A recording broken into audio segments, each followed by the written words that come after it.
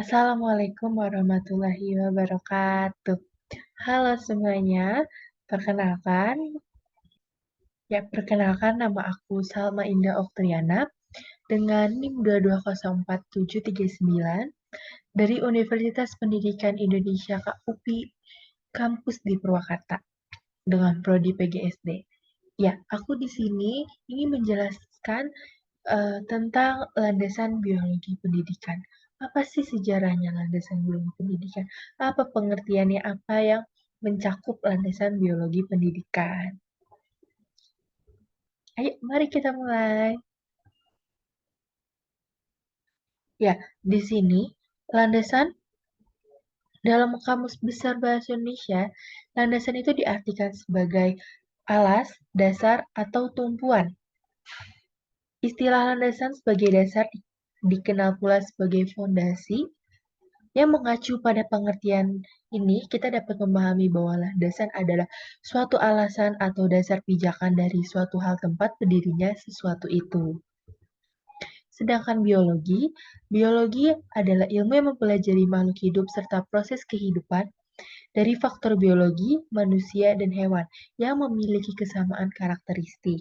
Namun, perbedaannya itu manusia memiliki potensi yang superior yang membedakan dengan makhluk lain. Jadi, berdasarkan pemikiran tersebut, dapat diartikan bahwa landasan biologi itu merupakan landasan yang berasal dari asumsi-asumsi yang bersumber dari kaidah-kaidah biologi yang dijadikan titik tolak dalam pendidikan.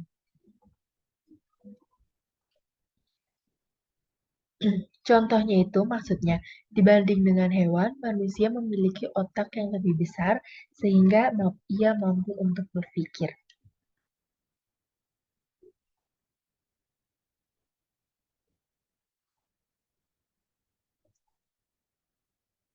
Ya, di sini ada 3 arti biologi bagi pendidikan, yaitu ada satu bertambahnya ukuran. Bertambah ukurannya itu bisa bertambah ukuran dari fisik yang kita lihat ataupun yang di dalam organ-organ tubuh kita sendiri. Contohnya otak. Ya, otak manusia ini telah dibentuk sejak usia kehamilan berjalan 3 bulan, yang dimana dapat kita ketahui bahwa usia-usia kehamilan awal itu sangat rentan, yang maka karena otak manusia karena pertumbuhan dan perkembangan sel syaraf pada otak berlangsung sangat pesat pada awal-awal pertumbuhan, yaitu pada usia kehamilan. Menurut McCone bahwa bertambahnya jumlah sel-sel otak pada manusia karena disebabkan adanya penundaan proses pelapisan protein lemak yang mana yang membungkus semua jaringan syaraf. Penundaan proses inilah yang mengakibatkan anak fleksibel dalam melihat, mendengar, merasa, meraba, serta berpikir. Yang kedua itu ada panjangnya periode anak manusia dibandingkan dengan hewan. Maksudnya apa sih? Hewan dan manusia mengalami pertumbuhan dan perkembangan yang dibedakan menjadi dua, yaitu ada prenatal atau disebut sebelum melahirkan, serta pasca natal setelah kelahiran. Ya, yang pertama itu adalah periode prenatal. Setelah fertilisasi atau pembuahan, maka akan terbentuknya zigot yang masih berupa satu sel. Nah, zigot ini akan mengalami tumbuh dan berkembang yang akan membelah diri menjadi 3 lapisan embrionik. Yang dimana zigot ini, 3 lapisan embrionik ini akan membentuk organ-organ pada hewan. Yang kedua itu prosesnya adalah periode pasca natal, yaitu terjadi ketika embrionya telah dilahirkan ke bumi. Pertumbuhan dan perkembangan terjadi dengan pertambahan ukuran dan kematangan organ reproduksi.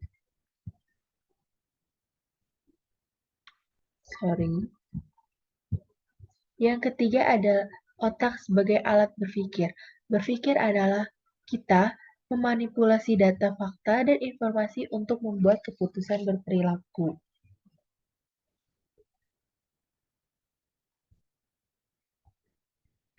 Aktivitas mental dalam perasaan dan pemahaman bergantung pada perangsangan dari luar dan dalam yang disebut dengan sensasi atau atensi. Yang selanjutnya itu adalah dasar biologi modern. Ada 5, yaitu ada teori sel, evolusi, genetika, homeostasis, dan energi.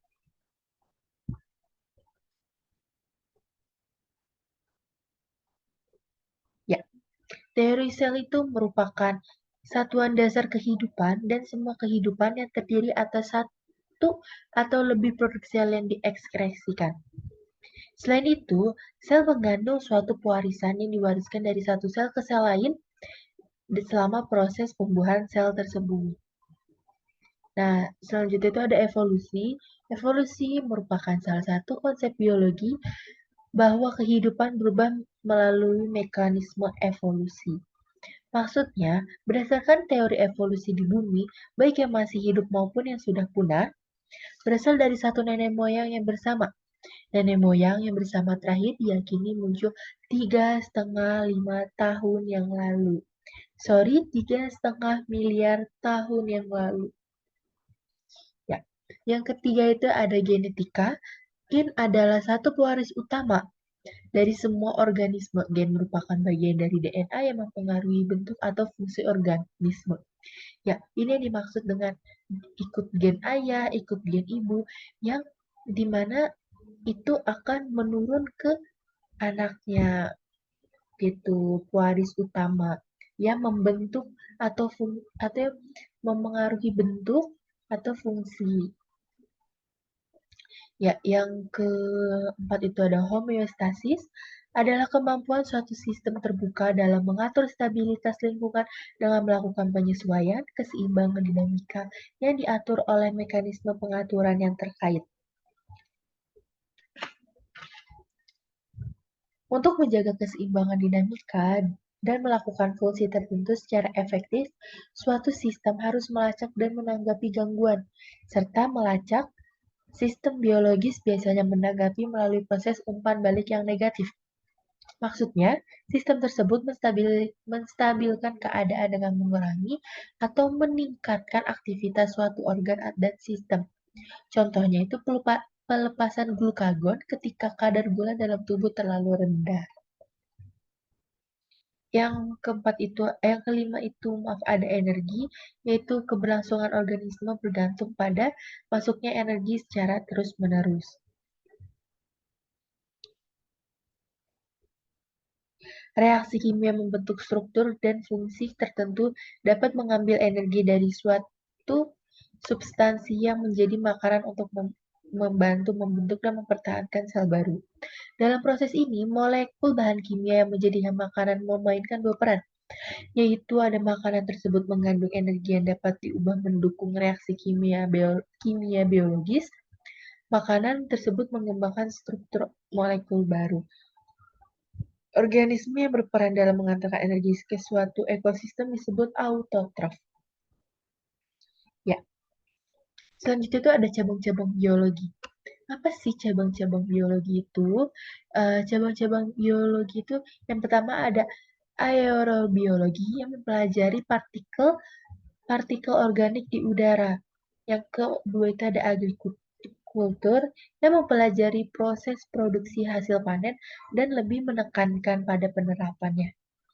Kalau anatomi mempelajari bentuk dan fungsi tumbuhan, hewan, dan organisme lain. Astrobiologi, ya maaf di sini nggak ada, tapi ada astrobiologi yang mempelajari evolusi, distribusi, dan masa depan di kehidupan alam yang ada di semesta.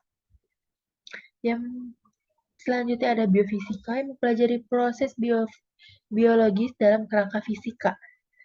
Dengan menerapkan teori dan metode secara tradisional digunakan dalam ilmu fisika, yaitu menghitung-hitung.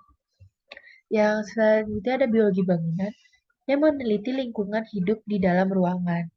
Selanjutnya ada biologi evolusioner. Sorry, maaf. Ada biologi evolusioner mempelajari asal-usul nenek moyang kita, nenek moyang spesies. Selanjutnya ada biologi integratif yang mempelajari semua organisme, botani yang mempelajari pertumbuhan, ekologi yang mempelajari interaksi antara organisme dengan lingkungannya, entomologi mempelajari serangga, etologi etologi mempelajari perilaku hewan, dan mamalogi mempelajari mamalia. Jadi itu sedikit keterangan tentang landasan-landasan biologi pendidikan menurut aku yang aku kumpulkan melalui sumber pustaka di screen ini. Ya, terima kasih untuk semuanya sudah menonton. Maaf jika ada kekurangan atau salah-salah kata atau kurangnya dalam mempresentasikan eh, tentang landasan biologis pendidikan. Saya Salma Indo Oktriana. Mohon maaf bila ada kesalahan. Ya, ya. Assalamualaikum warahmatullahi wabarakatuh.